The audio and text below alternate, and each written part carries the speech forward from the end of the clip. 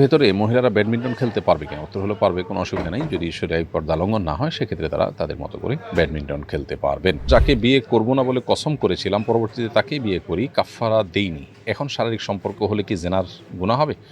উত্তর হলো, বিয়ে করবেন না বলে কসম করার পর যদি বিয়ে করে ফেলেন তাহলে কসম ভঙ্গ হয়েছে। আর কসম ভঙ্গ হলে কাফফারা দিতে হয়। কাফফারা হলো ১০ জন মিসকিনকে খাবার দেওয়া কিংবা ৩টি রোজা রাখা। এই দুটির যে কোনোটি করলে ইনশাআল্লাহ আপনার কসমের কাফফারা আদায় হয়ে যাবে।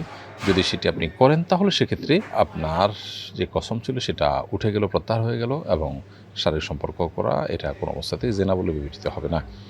এমনকি কাফারা যদি আদায় নাও করেন তারপর এটা জেনা হিসাবে বিবেচিত হবে না। তবে কাফারা দেওয়াটা আপনার জন্য ওয়াজিব হবে, না দিলে আপনি গুনাহগার হবেন, কারণ আপনি কসম ভঙ্গ করেছেন।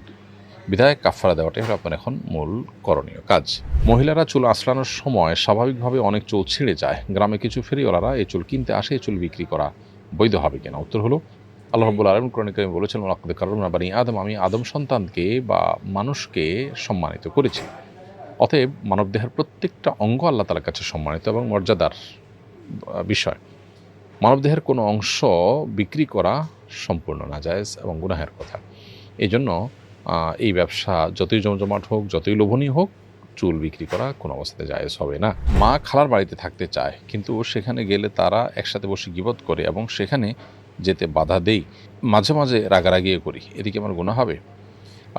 মা খালার বাড়িতে যেতে চান, কিন্তু সেখানে গেলে তারা গীবত শেকায়েত করেন। তো আপনি সন্তান হিসাবে তারা যেন গীবত শেকায়েত না করেন, তাদেরকে নাসিহা করবেন, তাদেরকে উপদেশ দিবেন, আল্লাহর ভয় দেখাবেন।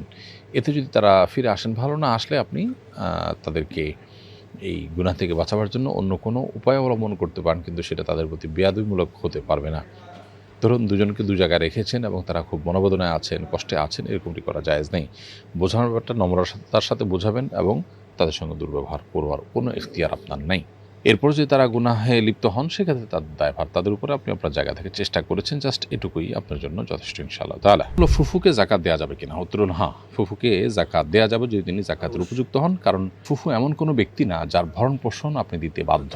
যার ভরণ পোষণ আপনি দিতে বাধ্য তাকে আপনি জাকাতের টাকা দিতে পারবেন না। ধরুন আপনার সন্তান সন্ততির ভরণ পোষণ আপনার উপরে বর্তায়, বিধায় আপনি তাদেরকে জাকাতের টাকা দিতে পারবেন না। তো ফুফু যেহেতু এমন মানুষ যার ভরণ পোষণ আপনার কর্তব্যের মধ্যে পড়ে না, আপনার দায়িত্বের মধ্যে, ফরজ না, আপনার উপরে অধিকার হিসাবে তার থাকে না, সেজন্য জাকাতের উপযুক্ত যদি মনে হয় আপনার ফুফুকে, তাহলে অবশ্যই আপনার নিজের জাকাতের টাকা তাকে দিতে পারবেন। বরং নবী করিম সাল্লাল্লাহু আলাইহি ওয়াসাল্লাম বলেছেন, আস-সাদাকাতু আল মিসকিন, সাদাকা সাধারণ মিসকিনকে দান করলে সেটা একটা দানের সওয়াব এনে দেয়। ওয়াস-সাদাকাতু আলা যিল কুরবা সিলাতুন ওয়া সাদাকাতুন, আর যদি দানটা হয় কোনো আত্মীয় স্বজনের জন্য, নিকট আত্মীয়ের জন্য, রক্ত সম্পর্কে আত্মীয়কে দান করা হয়, তাহলে সেক্ষেত্রে আত্মীয়তার বন্ধন রক্ষার সওয়াব এবং দানের সওয়াব ডাবল পাওয়া যায়। তো এই জন্য আপনি নির্দ্বিধায় এখানে দান হিসাবে সাদেকা বা জাকাত দিতে পারবেন যদি তিনি জাকাতের হকদার হন। ১৭ বছর বয়সী ভাইয়ের সাথে সফর করা যাবে কিনা? উত্তর হলো হ্যাঁ, ১৭ বছর বয়সী ভাই একজন প্রাপ্তবয়স্ক পুরুষ শরিয়ার দৃষ্টিকোণ থেকে।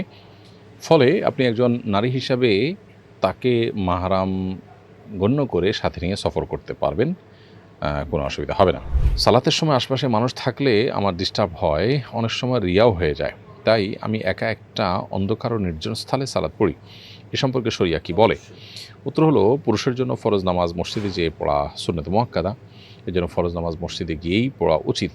আর নফল নামাজ নির্জনে বা অন্ধকারে পড়া যেতে পারে। আপনার রিয়া হয়ে যেতে পারে, এই চিন্তা থেকে আপনি ফরজ নামাজ যদি মসজিদে গিয়ে না পড়েন তাহলে আপনি গুনাহগার হবেন, রিয়া হইলেও হবে, তারপর আপনাকে মসজিদে গিয়ে নামাজ আদায় করতে হবে। ফরজ নামাজ, ফরজ দান এগুলো প্রকাশ্যেই করতে হয়, যেমন জাকাত, নামাজ এগুলো প্রকাশ্যে করতে হয়। আর যেগুলো ফরজ না নফল সেগুলো বরং গোপনে করাটা উত্তম। আমার স্বামী মারা যাওয়ার পর আরেকজনের সাথে বিবাহ বন্ধনে আবদ্ধ হয়েছি। প্রথম সংসারেও আমার সন্তান আছে, দ্বিতীয় সংসারেও সন্তান আছে।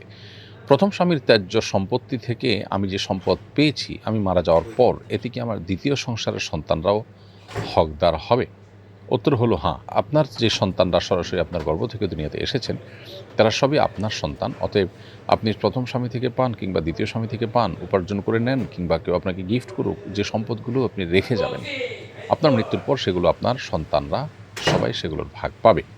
হ্যাঁ, আপনার কোনো স্বামীর অন্য স্ত্রী থেকে আসা সন্তান যারা, তারা আপনার সন্তান, গর্ভস্থ সন্তান, আপনার গর্ভের সন্তান নয়, যার কারণে তারা আপনার মিরাসের অংশ পাবে না। আমি দীর্ঘদিন ধরে স্কিনের সমস্যায় ভুগছি, যেখানে থাকি এখানে কোনো মহিলা ডার্মাটোলজিস্ট পাচ্ছি না। গাইনোকোলজির একজন মহিলা চিকিৎসক দেখিয়েছিলাম, তবে সেরকম কাজ হয়নি। এমত অবস্থায় আমি কি কোনো পুরুষ ডার্মাটোলজিস্টকে দেখাতে পারবো কিনা? উত্তর হল হ্যাঁ, অবশ্যই বোন, আপনি দেখাতে পারবেন। যদি কোনো নারী চিকিৎসক আপনার এই রোগের জন্য ভালো না পান, তাহলে সেক্ষেত্রে পুরুষ চিকিৎসকের কাছে আপনি দেখাতে পারবেন। যেটুকু জায়গা না দেখালে নয়, সেটুকু জায়গা শুধুমাত্র ডাক্তারকে আপনি দেখাবেন এবং পরিপূর্ণ পর্দা করে আপনি তার সেবা নিতে কোনো অসুবিধা নেই। কালো ছাড়া অন্য রঙের বোরকার মাধ্যমে কি পর্দা হবে? উত্তর হলো, বোরকা কালো হতে হবে এমন কোনো শর্ত নেই। অতএব কালো ছাড়া অন্য কোনো রঙের বোরকার মাধ্যমেও পর্দা হতে পারে। তবে এত বেশি চকচকে যেন না হয়, যেটা মানুষের দৃষ্টিকে, পরপুরুষের দৃষ্টিকে আকৃষ্ট করে, এরকম বোরকা যেন না হয়, সাদামাটা হয়, এবং যেটা বোরকার যে উদ্দেশ্য সৌন্দর্যকে ঢেকে রাখা, সেটা যেন নষ্ট না হয়, সেদিকটা খেয়াল করা উচিত। আসসালামু আলাইকুম প্রিয় ভাই ও বন্ধুরা, ভিডিওটা শুরু থেকে লাস্ট অব্দি দেখার জন্য অনেক অনেক ধন্যবাদ। এরকম নিত্য নতুন সুন্দর সুন্দর ওয়াজ পেতে হলে আমাদের চ্যানেলের সাথে থাকবেন, আমার চ্যানেলটা সাবস্ক্রাইব করে আমার পাশে থাকবেন। আর নিত্য নতুন ভিডিও প্রতিদিন আপনাদেরকে উপহারের জন্য নিয়ে আসবো।